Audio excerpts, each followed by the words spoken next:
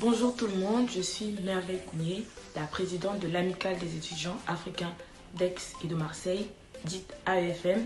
Et aujourd'hui, on se retrouve pour la toute première édition de l'AEFM nous informe sur nos droits. Si tu es un étudiant étranger ou français qui réside en France et que tu passes par là, cette vidéo est faite pour toi.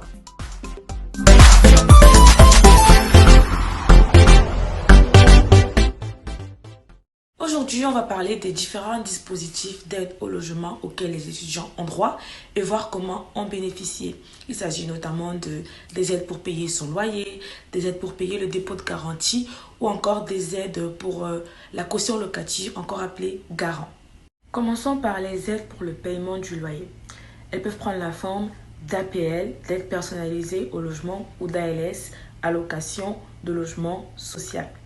Il s'agit d'une aide mensuelle versée par l'État destinée à réduire le montant des loyers sans condition d'âge. En tant qu'étudiant, si vous êtes locataire, colocataire, sous-locataire, vous pouvez en bénéficier tant que le bien n'appartient pas à un membre de votre famille. Alors, quand faire sa demande? Moi, je vous dirais immédiatement après avoir emménagé, parce que l'ouverture des droits se fait le mois suivant celui de l'aménagement. C'est-à-dire que si vous emménagez en janvier, vos droits seront ouverts à partir de février. Et la demande se fait sur le site de la CAF, caf.fr. Et toujours sur ce site, vous pouvez faire une simulation pour estimer à combien peut s'élever le montant de votre aide. Le second dispositif d'aide au paiement du loyer dont on va parler est l'aide Mobili Jeune. Elle concerne uniquement les alternants.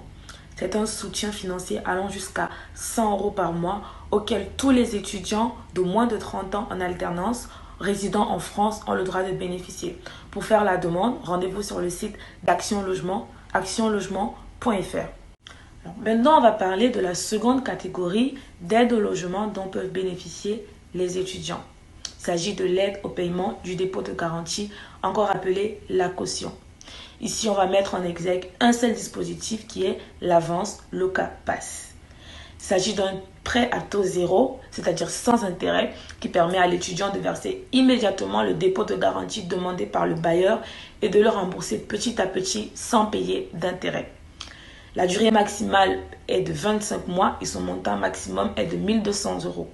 Il est remboursable sur plusieurs mensualités pour un minimum de 20 € par mensualité. Pour en bénéficier, il faut être soit en recherche d'emploi, soit étudiant boursier, soit en stage ou en CDD de plus de 3 mois ou avoir moins de 30 ans. Si vous remplissez l'une de ces conditions, alors vous pouvez faire votre demande sur le site d'Action Logement, actionlogement.fr. Enfin, abordons le dernier type d'aide au logement accessible par les étudiants, l'aide à la caution locative, encore appelée caution solidaire ou garant. Alors, parce que tous les étudiants n'ont pas forcément des proches qui pourraient se porter garant pour leur logement, Action Logement a mis en place le dispositif Visal. Ici, c'est tout simplement l'État qui se substitue à un garant traditionnel qui peut être vos parents, vos oncles, vos tantes, vos proches et qui se porte caution en cas d'impayé. Ce qu'il faut savoir, c'est que cette garantie peut prendre en charge jusqu'à 36 mois de loyer impayé par le locataire.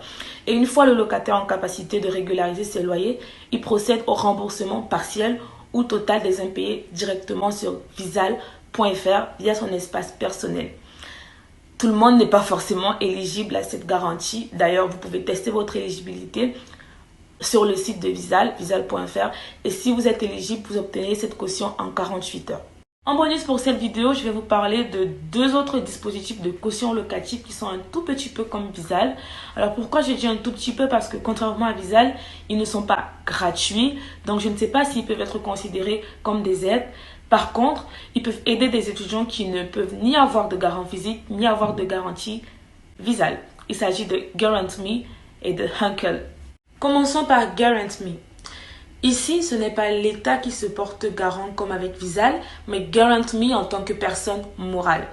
La demande se fait en 5 minutes sur le site www.guarantme.fr et le délai de réponse est de 24 heures. Alors, les frais de ces services sont facturés à 3,5% du montant du loyer, toutes charges comprises, pour toute la durée du bail. C'est-à-dire, par exemple, qu'un étudiant qui veut louer un logement de 500 € pendant 12 mois et qui veut avoir accès à ce type de caution solidaire devra payer 3,5% de 500 €, soit 17,50 €, multiplié par 12, ce qui lui reviendrait à 210 €. Donc, si vous n'avez pas de proche qui peut se porter garant pour votre logement et que vous n'êtes pas éligible à la garantie Visale, ne paniquez pas. Avec GarantMe, vous pouvez pour 3,5% du montant de votre loyer avoir une caution solidaire.